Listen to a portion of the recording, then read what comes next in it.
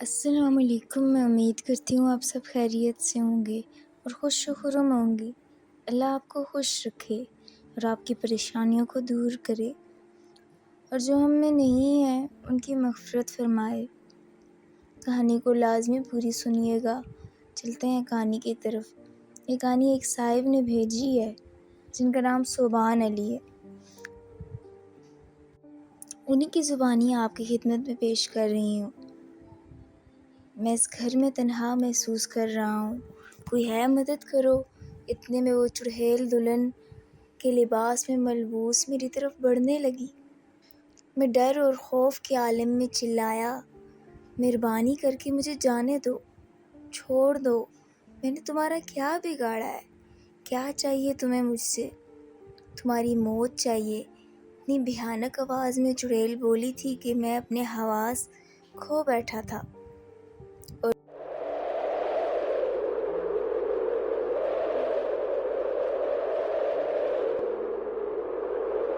एक ही वैगन में सवार हुए थे। रात का वक्त था, जंगल करीब आ गया था। तेज़ हवाएं चल रही थीं और आसमान से बिजली गरजने की आवाज़ें आ रही थीं। कुछ रास्ते में अंधेरा मेरे अंदर खौफ पैदा कर रहा था। फिर अचानक मैंने खतरे का साइन बोर्ड देखा, जिस जंगल के अंदर जाने से पहले लगा हुआ था, और दो रास्ते थे। जिस तरफ ये साइन लगा था वो ज़रा शॉर्टकट रास्ता था और मंजिल मकसूद पर वहाँ से जल्द पहुँचा जा सकता था, और दूसरे रास्ते में ज़रा तवील सफ़र था। गाड़ी रुक गई, सब शोर मचाने लग गए। हमारी गाड़ी में सवार लोग 6 थे, जिसमें मैं भी शामिल था। फ्रंट सीट पर आयशा और ज़ुबैर बैठे थे, और इसके साथ ही पीछे वाली सीट पर जमीला और असद बैठे थे, और लास्ट में मैं और राबिया बैठे थे। तो ड्राइवर ज़ुबैर ने साइन बोर्ड पर शॉर्टकट लिखा देखा और इस तरफ को गाड़ी निकाल ली। मैंने जब साइन बोर्ड को अपने करीब से देखा तो इस पर इस तरफ न जाने को मना किया गया था। मैंने थूक अंदर गर्दन से नीचे उतारते हुए ज़ुबैर से कहा, ज़ुबैर, ये किस रास्ते तुम गाड़ी लेकर जा रहे हो? ज़ुबैर ने मेरी तरफ मुतवज्जा होते हुए कहा, अरे भाई नहीं, जिस जगह हमने जाना है इसी तरफ ही रास्ता जाता है। फिर मैंने ज़रा सवालिया जुमले से इससे पूछा, यार ज़ुबैर, तुमने बोर्ड नहीं पढ़ा? किस रास्ते से जाना मना है? आयशा इसके फ़ौरन बाद बोली, क्या हो गया है तुम्हें नईम, सब बकवास है। हमें जल्दी अपनी मंजिल इस रास्ते से मिल जाएगी। ये तो पता नहीं कितना पुराना बोर्ड है। मैंने आयशा से सवाल करते हुए पूछा। आयशा कोई पागल नहीं है जो वैसे ही फालतू में बोर्ड लगा दे। असद के साथ बैठी जमीला आयशा के हक़ में बोली, राबिया, चुप करा लो इस पागल को। सारे एंजॉयमेंट की माँ बहन एक कर रहा है और आगे भी कराएगा। असद फिर सवाल करते हुए बोला, मैं कह भी रहा था इस डरपोक पागल इंसान को न लाओ। इसको लाया कौन है? राबिया अब की बार बोल पड़ी, जो चुपचाप उनकी गुफ्तगू सुन रही थी। मैं लाई हूँ इसको। यहाँ जिसको प्रॉब्लम है वो मुझसे बात करे। आखिर में ज़ुबैर ने गाड़ी को ब्रेक लगाई और गुस्से से बोला, चुप करो तुम सब, इस बेचारे को बोली जा रहे हो। मेरे कहने पे वो बेचारा जा रहा है और अब सब चुपचाप बैठेंगे, वरना मैं रास्ते में उतार कर चला जाऊँगा। और यार नहीं, कुछ नहीं होता, टेंशन ना लो, हम हैं ना सब तुम्हारे साथ। मैंने मुंह में बड़बड़ाया, तुम हो साथ, इसी बात का तो डर सता रहा है मुझे। पास बैठी राबिया बोली, तुमने कुछ कहा नहीं मुझे? मैंने जवाब दिया, नहीं तो मैं तो बस ये कह रहा हूँ कि अब गाड़ी स्टार्ट कर लो, मौसम तो आगे ही ख़राब है। गाड़ी हमारी चल पड़ी थी, काफ़ी जंगल पार कर लिया था। फिर एकदम रात की इस तारीकी ने करवट अचानक बदली और धुंध ही धुंध फैल गई। इतनी धुंध कैसे, सब हैरान थे। फिर एकदम से काला कौआ आकर गाड़ी से टकराया और सब डर गए।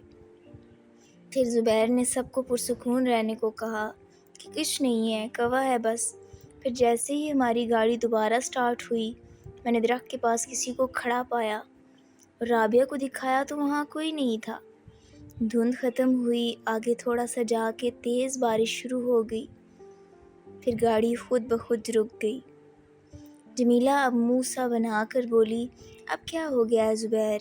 یار جو تم نے گاڑی روک دی۔ اسد اسے بات سناتے ہوئے بولا، زبیر صاحب مجھے تو نہیں لگتا ہم شادی پر وقت سے پہلے پہنچ پائیں گے، جو بار بار تم گاڑی روک کے جا رہے ہو۔ زبیر جواب دینے کے لیے بولا، اسد گاڑی میں نے نہیں روکی، خود بخود رکی ہے۔ عائشہ بولی، زبیر سٹارٹ کرو، دیکھو گاڑی سٹارٹ ہو جائے گی۔ زبیر نے گاڑی سٹارٹ کرنے کی بہت کوشش کی لیکن گاڑی سٹارٹ نہ ہوئی۔ پھر مجبوری کی وجہ سے زبیر کو نیچے اترنا پڑا۔ اس نے آگے سے گاڑی کو کھولا تو اس کے اندر سے جلانے کی سمیل آ رہی تھی۔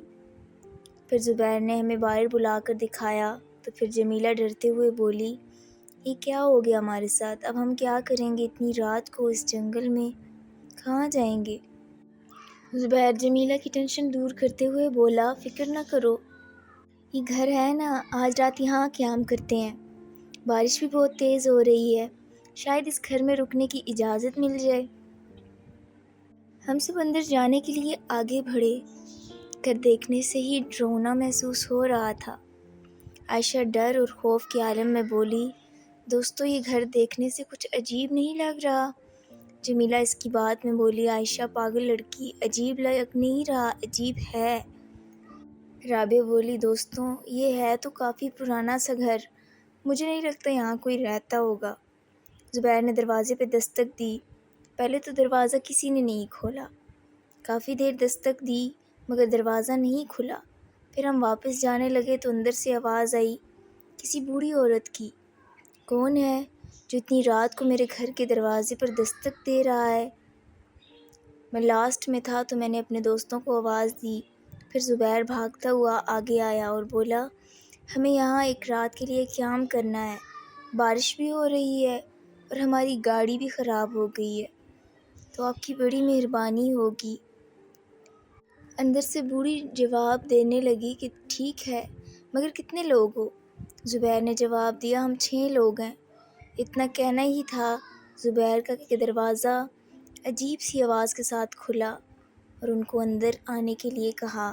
ہاتھ میں لاٹھی پکڑی ہوئی تھی، ان کو نیچے ہلکے پڑے ہوئے تھے، آنکھوں کے نیچے ہلکے پڑے ہوئے تھے اور سفید لمبے بال، سفید کلر کے اور سفید لمبے بال، ناخن زیادہ بڑے تھے۔ پھر ہم نے ان کو چپ کروایا اور پھر اندر داخل ہوئے۔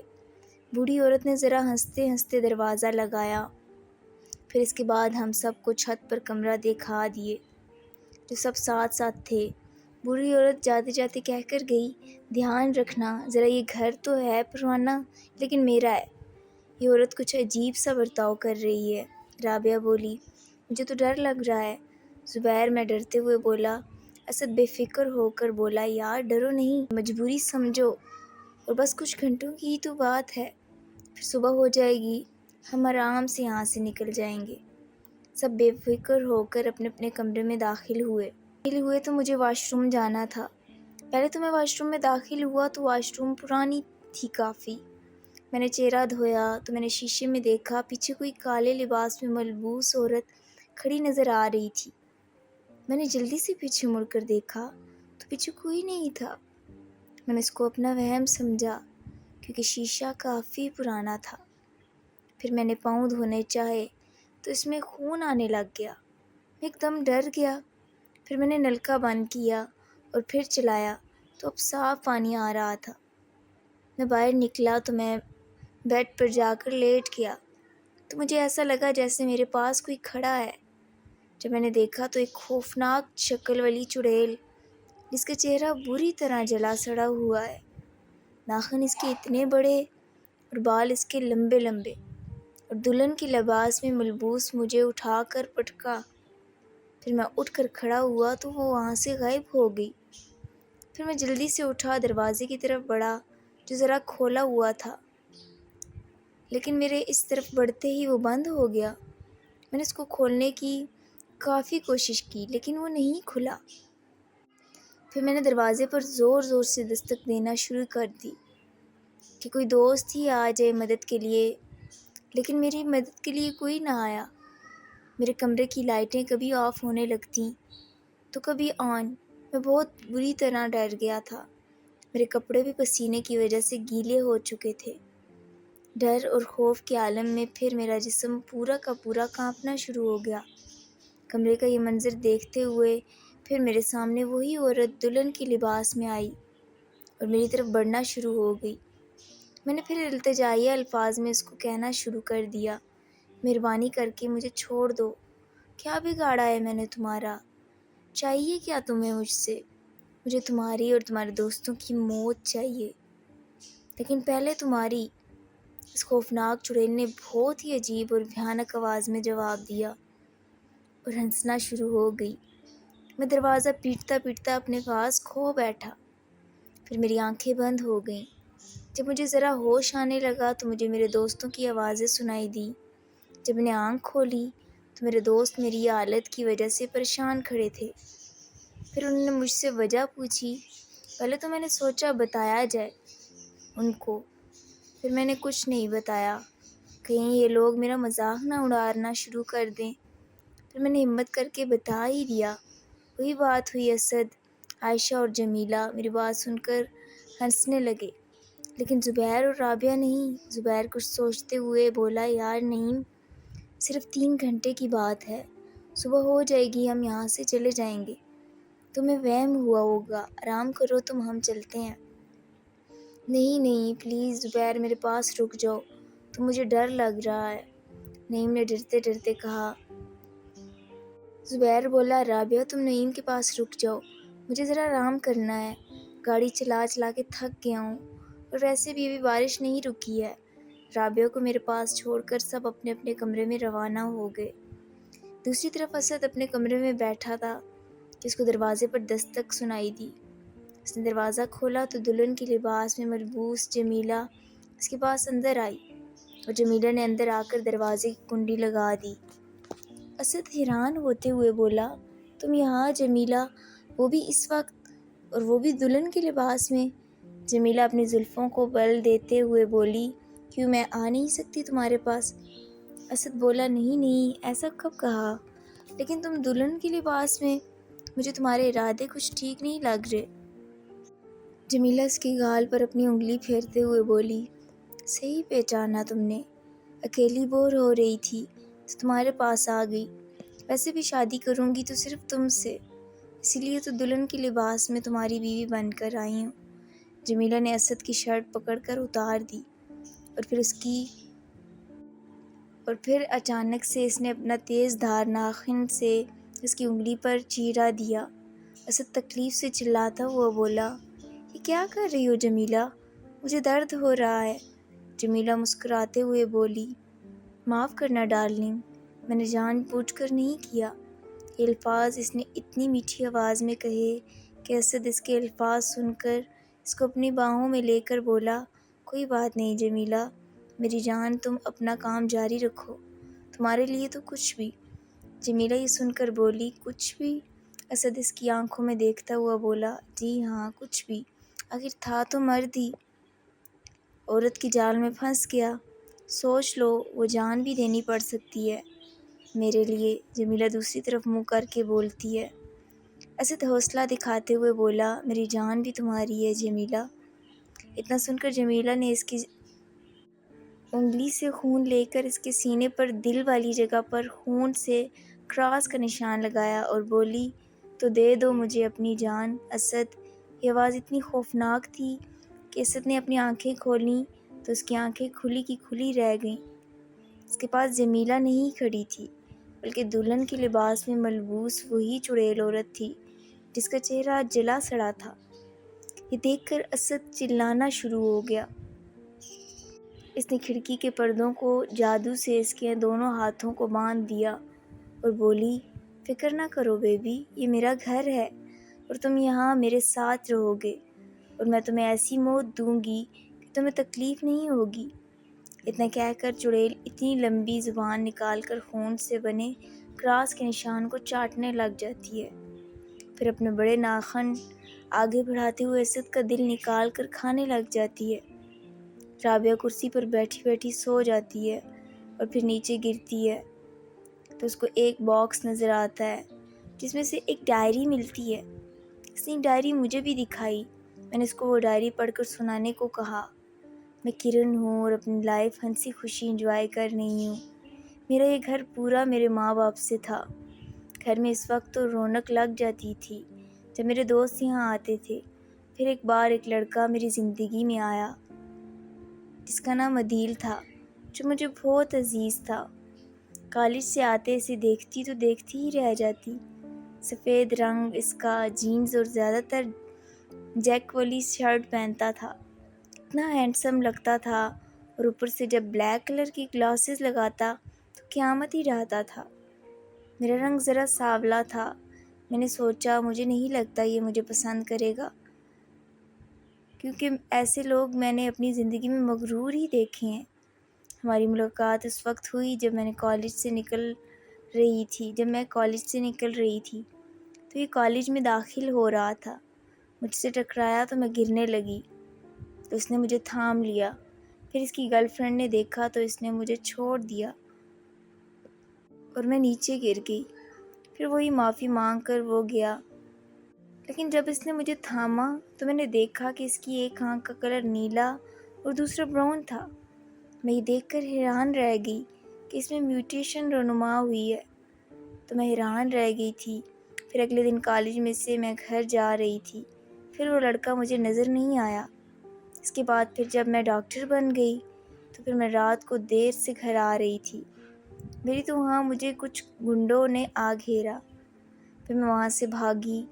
ایک کہ میں نے اپنا مقابلہ کرنا چاہا، ایک کو میں نے مارا اور دوسرے کو دھکا دے کے بھاگی۔ پھر وہاں میری ملاقات عدیل سے ہوئی جس نے مجھے ان گنڈوں سے بچایا، اور پھر میں اس کے ساتھ گھر آئی۔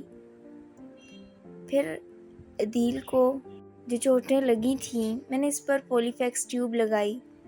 چاقو پر وار کرنے کی وجہ سے اس کے جسم پر نشان پڑ گئے تھے۔ وہاں میں نے ٹیوب لگائی۔ پھر میں نے عدیل کو کہا، عدیل تم اب گھر جاؤ، تمہاری بیوی تمہارا انتظار کر رہی ہوگی۔ عدیل نے پھر مجھے بتایا کہ اس نے ابھی تک شادی نہیں کی، اور پھر اس نے پیار کا اظہار مجھ سے کیا اور مجھ سے وہ کالج چھوڑ جانے کی وجہ پوچھی اور اس گھر میں آنے کی وجہ پوچھی۔ تو میں نے اس کو بتایا کہ میرے ابو جان سے بات ہو رہی تھی، وہ کہہ رہے تھے سامان کی تیاری رکھو، ہم یہ گھر چھوڑ کر اس گھر میں جائیں گے، ضروری ہے، میری بچی چلی جاؤ ورنہ مشکل میں پھنس جاؤ گی، ہم بھی وہیں آتے ہیں۔ پھر اتنے میں زوردار ٹکر لگی ٹرک سے اور میری امی جان اور ابو جان وہیں انتقال کر گئے۔ پھر راتوں رات اپنے باپ کی نصیحت پر عمل کرتے ہوئے میں یہاں آ گئی۔ میں یہ سب سنا کر رونے لگی تو عدیل نے مجھے گلے سے لگا لیا اور شادی کا پوچھا تو میں نے ہاں کر دی۔ پھر ہماری شادی ہوئی تو مجھے میرا پرانا دوست نوید ملا۔ میں اس کے ساتھ بیٹھ کر کافی پینے لگی تو اس نے مجھے وہ واقعہ بتایا کہ عدیل ایک لفنگا لڑکا ہے، تمہارے بارے میں گندی باتیں، پرسنل باتیں اپنے دوستوں سے کر رہا تھا، اور تمہاری امی جان اور ابو جان سے رشتہ مانگنے لگا تو تمہارے والد نے تو پہلے ان کی باتیں سن ہی لی تھی تو انہوں نے منع کر دیا، اور پھر اس نے تمہارے بارے میں ایک اور گندی بات کہی جس کی وجہ سے تمہارے ابو کو غصہ آیا اور انہوں نے اس کو تھپڑ رسید کیا اور بولے جب تک میں زندہ ہوں ایسا نہیں ہوگا۔ تبھی ٹرک سے عدیل نے ان کو اڑا دیا۔ نوید کرن کا ہاتھ پکڑتا ہے تو عدیل دیکھ لیتا ہے۔ کرن ہاتھ چھڑواتی ہے، بدلے کی آگ اس کی آنکھوں میں بھڑک رہی ہوتی ہے اور اب اس کو پچھتاوا بھی ہو رہا ہوتا ہے۔ یہ پیار میں اندھی ہو کے ساری جائیداد اس کے نام کر چکی تھی، پر تھپڑ رسید کرنا شروع کر دیے۔ پھر اس نے ساری بول کھول دی عدیل کے سامنے تو عدیل غصے میں آ گیا، میں نے یہ سب تمہارے لیے کیا ہے۔ عدیل اس کو یقین دلاتا ہے لیکن میں نے اس کی ایک نہ سنی، میرے لیے نہیں میری جائیداد کے لیے کیا ہے۔ میں جا رہی ہوں پولیس اسٹیشن، ان کو سب بتا دوں گی اور تم جیل میں سڑنا۔ میں نوید سے شادی کر لوں گی، میری لائف سیٹ ہو جائے گی اور تم برباد ہو جاؤ گے۔ نوید کو میرا معصوم چہرہ بہت پیارا لگتا ہے، نے میرے چہرے پر تیزاب پھینک دیا۔ میں دیکھتا ہوں تمہیں کون قبول کرتا ہے۔ میں چلاتی رہی، تڑپتی رہی، مجھے یوں ہی تڑپتا چھوڑ گیا۔ تیزاب کے کچھ قطرے ہی گرے تھے، مگر میرا چہرہ جل گیا اور آنکھیں ہاتھ رکھنے کی وجہ سے بچ گئیں۔ پھر میں نے ایک دن برقع پہن کر نوید سے ملنے کا ارادہ کیا۔ میں نے اس کو یہ نہیں بتایا تھا کہ میں برقعے میں آؤں گی۔ اس کو بھی فون پر بتایا۔ میں بدلہ لینے کی غرض سے عدیل کے گھر پہنچی اور دلہن کے لباس میں اس کے کمرے میں گئی۔ وہاں وہ کھڑا تھا۔ اب کی بار میں نے فیصلہ کر لیا تھا کہ اس کو بری موت دوں گی۔ پھر جو اس کے کمرے میں گئی اور اس نے مجھے دیکھتے ہی کمرے کے اندر آتا دیکھ کر دروازہ لگایا۔ عدیل کو لگا کہ میں اس کے ساتھ اچھے رویے سے رہنے آئی ہوں، تو میں بھی اس کی امید کے مطابق آرام سے اندر گئی۔ اس نے مجھے اندر آتا دیکھ کر کمرے کا دروازہ بند کر لیا۔ پھر اس نے اپنا کوٹ اتارا اور مجھے اپنے گلے لگایا۔ میں نے اس کی ٹائی اتاری اور پھر شرٹ کے بٹن کھول کر اس کی شرٹ اتاری۔ پھر پاس پڑا ڈنڈا اس کے سر میں دے مارا اور وہ بے ہوش ہو گیا۔ جب اس کی آنکھ کھلی تو وہ بیڈ پر بندھا ہوا تھا۔ پھر اس کی انگلی کاٹ دی اور پھر اس کے دل پر کراس کا نشان بنایا۔ اس میں سے دل نکال لیا اور اس کو اپنا چہرہ دکھا دیا۔ نوید نے پیچھے سے گولی چلا دی اور مار دیا کرن کو۔ یہ گھر میرا ہے، میں اسے کسی کو نہیں دوں گی۔ میں نوید ہوں، اس کی ڈائری اینڈ سے ذرا میں نے لکھی ہے۔ اب یہ نوید کا گھر۔ اتنا ہی رابعہ نے پڑھا کہ رابعہ کی چیخیں نکل گئی۔ چیخیں سن کر میں بھی ڈر گیا تھا اور میں نے رابعہ سے پوچھا، کیا ہوا رابعہ؟ اور ایسے لگ رہا ہے یہ ڈائری خون سے بھری ہے اور ایسے لگ رہا ہے جیسے یہ خون تازہ ہو اور یہ ٹپک ٹپک کر باکس میں گر رہا تھا۔ میں نے باکس میں دیکھا تو اس میں مجھے کسی کا سر نظر آ رہا تھا۔ میں نے ڈائری رابعہ سے لی تو سچ میں ہی اس میں خون ٹپک رہا تھا اور وہ بھی تازہ، حالانکہ پہلے بھی رابعہ ڈائری پڑھ رہی تھی تو اس میں سے کوئی خون نہیں ٹپک رہا تھا۔ پھر اس میں سے 3 تصویریں نکلیں۔ ایک تو کرن کی خود کی تھی اور ایک تصویر جس میں ایک لڑکے کی آنکھوں کے کلر مختلف تھے، یعنی وہ عامر تھا۔ پیچھے بچی ایک تصویر تو وہ نوجوان نوید ہی ہوگا۔ دوسری طرف زبیر سو رہا تھا چادر لے کے۔ اس کو دروازے پہ کوئی زور سے دستک دینے کی آواز آئی۔ اس کی آنکھ کھل گئی، وہ ڈر گیا۔ پھر اس نے کھڑے ہو کے دروازہ کھولا پر باہر کوئی نہیں تھا۔ وہ پھر آ کر لیٹ گیا۔ اچانک اس کی چادر خود بخود کھینچ کر بیڈ سے نیچے گر گئی۔ اس نے پھر اٹھ کر دیکھا تو کوئی نہیں تھا۔ پھر اس کے کمرے کی لائٹیں کبھی آن ہونے لگی تو کبھی آف۔ پھر وہ ڈر گیا، وہ کمرے کی طرف بڑھنے لگا۔ اسے ایسا لگا کسی نے اس کی ٹانگ پکڑ لی ہے، بہت زبردست طریقے سے۔ وہ بری طرح ڈر گیا۔ پھر دروازے پہ زور سے دستک ہونے لگی اور اس نے ڈر کے دروازہ کھولا اور گلدان اٹھا لیا۔ اور جب دروازہ کھولا تو دیکھا کہ عائشہ دلہن کے لباس میں ملبوس باہر کھڑی ہے۔ زبیر سکھ کا سانس لیتے ہوئے، اچھا تم نے تو ڈرا ہی دیا۔ عائشہ منہ سا بنا کر بولی، میں کون سا کوئی چڑیل ہوں جو میں نے تمہیں ڈرا دیا؟ زبیر اس کے لباس اور اس کو دیکھتے ہوئے بولا، تم بتاؤ خیر تو ہے اس وقت میرے کمرے میں اور وہ بھی دلہن کے لباس میں؟ عائشہ نے کمرے کے اندر آ کر کنڈی لگائی اور بولی، کیوں میں نہیں آ سکتی؟ زبیر بولا، ارے نہیں عائشہ، آ سکتی ہو، مگر تم کنڈی کیوں دروازے کی لگا رہی ہو؟ اگر کوئی آئے گا، اسد یا نعیم یا جمیلہ یا رابعہ، تو کیا سوچیں گے؟ زبیر گھبراتے ہوئے بولا، کیا کہہ رہی ہو عائشہ؟ کیا کہہ جا رہی ہو؟ مجھے تمہارے ارادے ٹھیک نہیں لگ رہے۔ عائشہ رومانٹک موڈ میں بولی، صحیح پہچانا، میرے لچھن صحیح نہیں ہیں۔ زبیر اب گھبرا کر پیچھے کو جانے لگ گیا اور بولا، تم ہوش میں تو ہو؟ پہلے تو نہیں تھی تم ایسی۔ عائشہ اس کے اب اور قریب آ چکی تھی۔ اب اس سے پیچھے زبیر جا نہیں سکتا تھا کیونکہ اس کے پیچھے بیڈ تھا، اور بولی، ہوش میں ہو اور پہلے بھی ایسی ہی تھی، ہوش میں ہوں اور پہلے بھی ایسی ہی تھی۔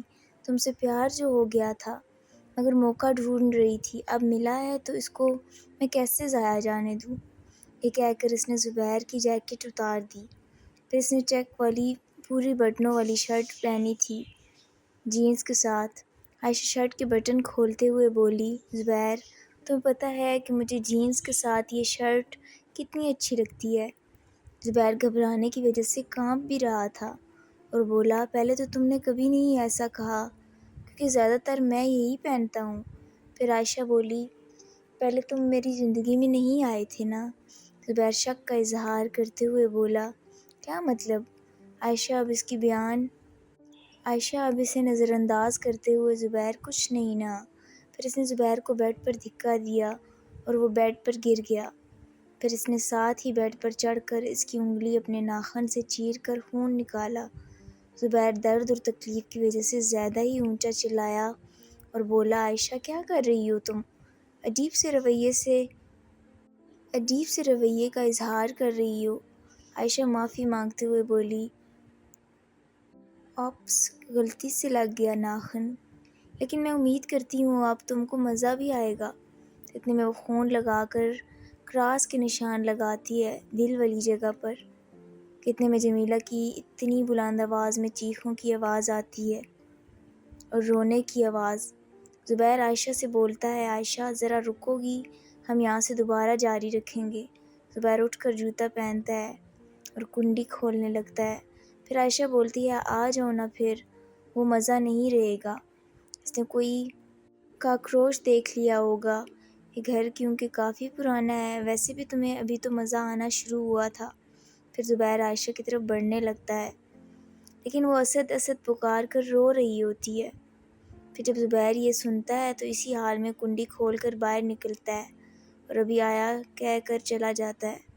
میں اور رابعہ بھی اس کے کمرے میں پہنچ گئی۔ اس کی اتنی بری موت دیکھ کر رابعہ تو بے ہوش ہی ہو گئی تھی اور جمیلہ روئی جا رہی تھی۔ زبیر کو کچھ سمجھ نہیں آ رہا تھا، یہ کس طرح کی موت دی ہے اس کو اور کس نے؟ میں بھی دیکھ کر حیران رہ گیا تھا۔ پھر عائشہ بھی وہیں کھڑی تھی۔ زبیر اس کو دیکھ کر حیران رہ گیا، پھر اٹھ کر کھڑا ہوا اور اس کے پاس گیا اور بولا، تم یہاں اتنی جلدی کیسے پہنچ گئی؟ مجھ سے بھی پہلے، اور تم نے تو اتنی جلدی لباس بھی تبدیل کر لیا۔ عائشہ اس کو غصے سے دیکھتے ہوئے بولی، میں نے لباس نہیں بدلا، میں نے تبھی سے یہی کپڑے پہنے ہوئے ہیں، اور تم اپنا بتاؤ، اس حال میں خیر تو ہے؟ زبیر پھر ذرا بلند آواز میں بولا، بھول گئی ابھی تم دلہن کے لباس میں میرے پاس آئی تھی اور تم نے تو میرا یہ حال کیا ہے۔ عائشہ غصے میں بولی، پاگل تو نہیں ہو گئے؟ میں اپنے کمرے سے اب باہر آئی ہوں اور یہ کیا گندا الزام لگا رہے ہو مجھ پہ؟ زبیر بولا، ایسا کیسے ہو سکتا ہے؟ تم وہ جو میرے ساتھ تھی تو وہ کون تھی جو مجھ سے پیار کر رہی تھی تمہارے روپ میں؟ رابعہ کو ہوش آ گیا تھا۔ پھر میں نے ڈائری پر غور کیا اور پھر رابعہ کو کہا، رابعہ یاد ہے تم کو جو ہم نے کرن کی ڈائری پڑھی، عدیل کی موت اس نے کس طرح کی؟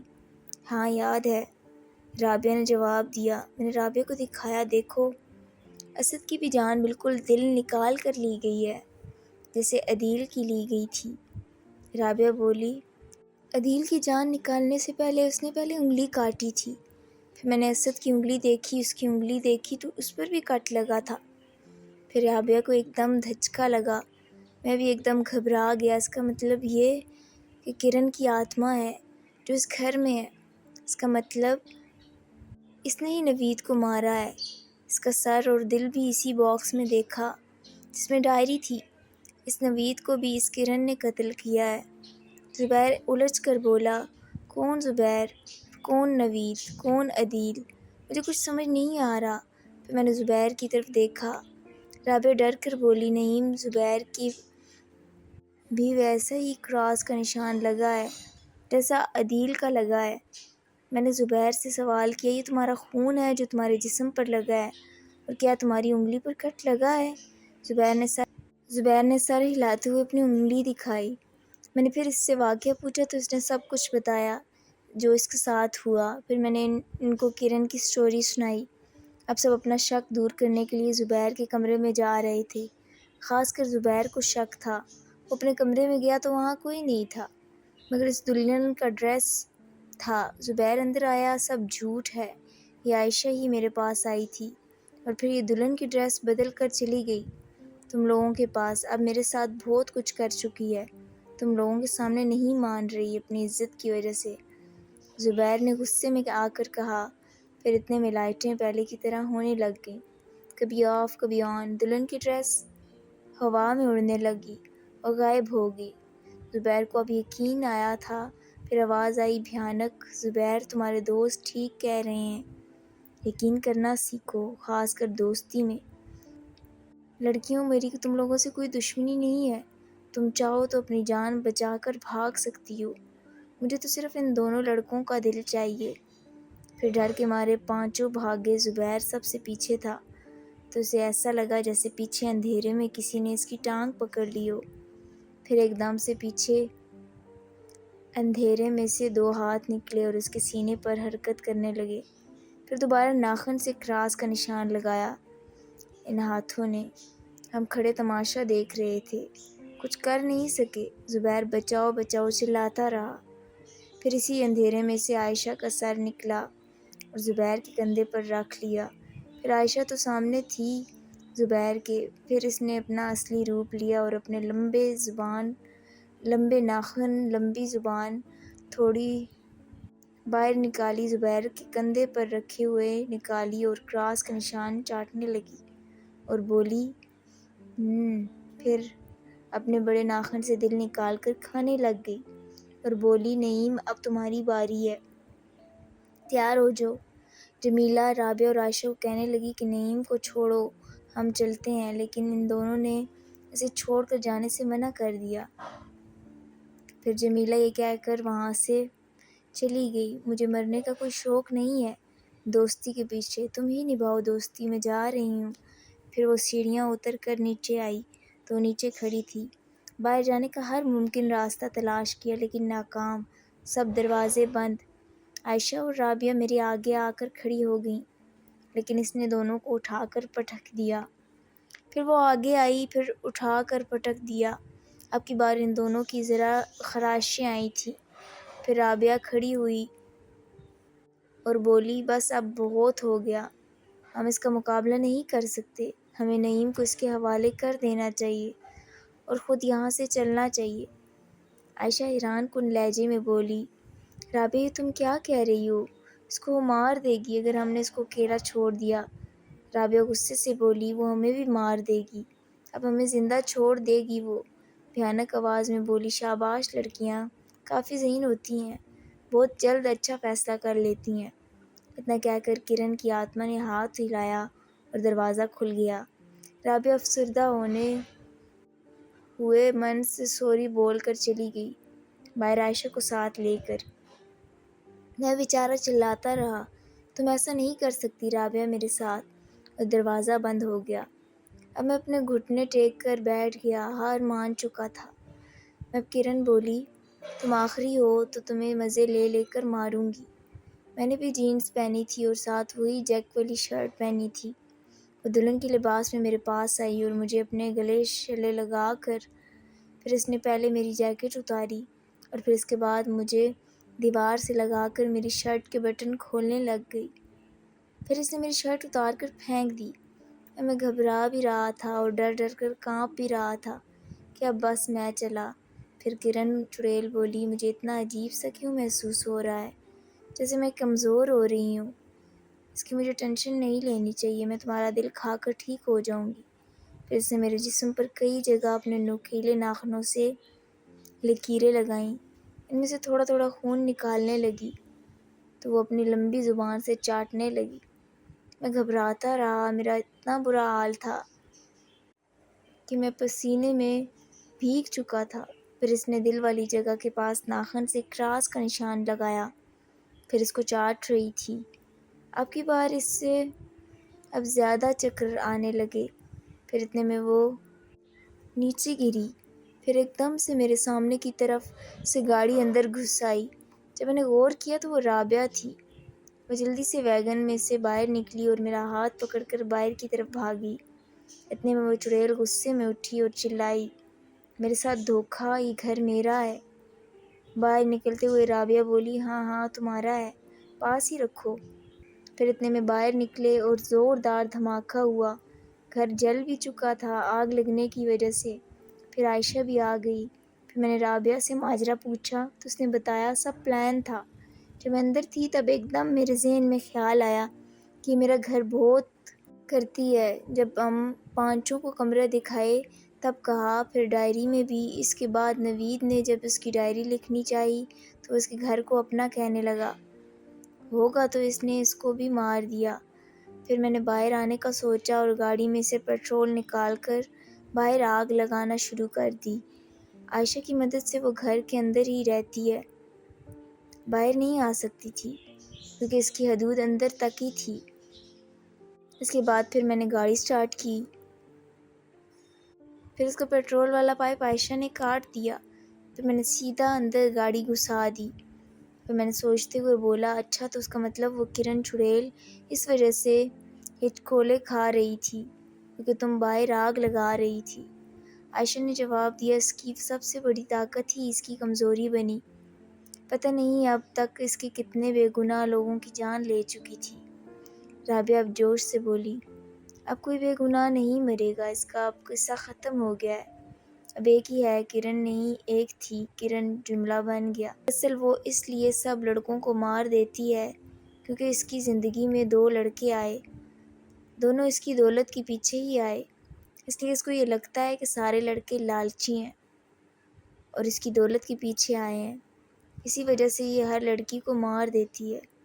زبیر شرمندگی کے ساتھ رابعہ سے بولا، جب تم مجھے سوری کہہ کر چلی گئی میں نے تم کو ایک بزدل لڑکی سمجھا جو مجھے اکیلے ہو کر چھوڑ کر چلی گئی۔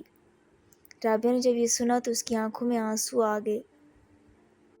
اتنی بھی پتھر دل نہیں ہوں، نہ ہی پاگل ہوں کہ اپنے پیار کو اس چڑیل کا ناشتہ سمجھ کر تمہیں چھوڑ کر آ جاؤں۔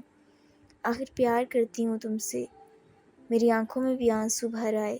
پھر عائشہ کا بازو پکڑ کر تیزی سے چلنے لگی۔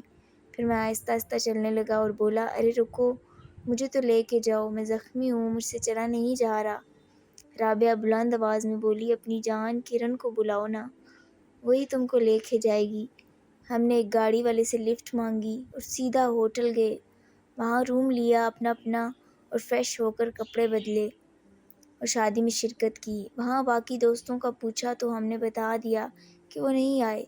وہ بعد میں عائشہ کی نظر شادی کی تقریب میں جمیلہ پر پڑی، پھر اس نے بھی ہمیں دیکھ ہی لیا تھا۔